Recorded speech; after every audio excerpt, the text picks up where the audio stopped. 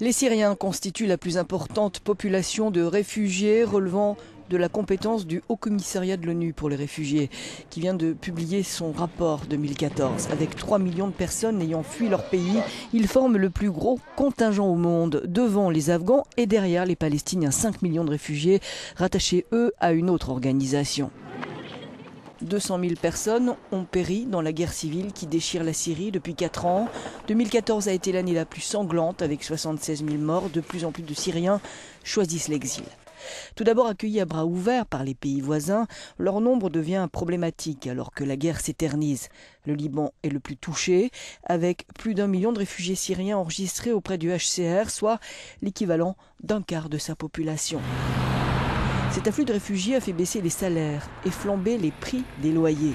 La plupart des réfugiés étant des musulmans sunnites, ils menacent de compromettre le fragile équilibre confessionnel du pays.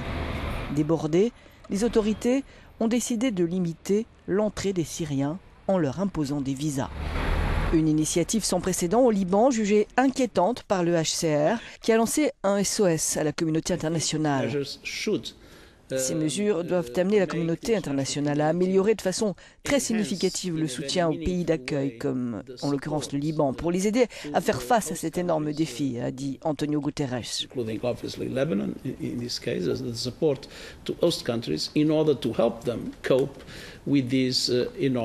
Challenge. 6 catégories de visas limitent la durée de séjour. Chaque permis requiert des documents spécifiques, tels qu'une réservation d'hôtel et $1000 pour un visa de tourisme, ou encore l'invitation d'une entreprise libanaise pour un visa de travail.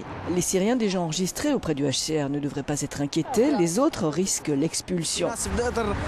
Certains vont essayer de trouver un soutien, un accueil libanais, dit ce jeune Syrien. Mais pour d'autres, ce sera impossible. Ça va toucher beaucoup de Syriens, beaucoup vont perdre leur emploi. Certains ne peuvent pas payer pour un visa, ils n'ont déjà pas assez d'argent pour vivre. Alors que l'hiver s'abat sur la région, le HCR redoute que les autres pays frontaliers de la Syrie s'inspirent de l'exemple libanais. Des milliers de réfugiés se retrouveraient alors bloqués aux frontières, autant de clients potentiels pour les réseaux clandestins.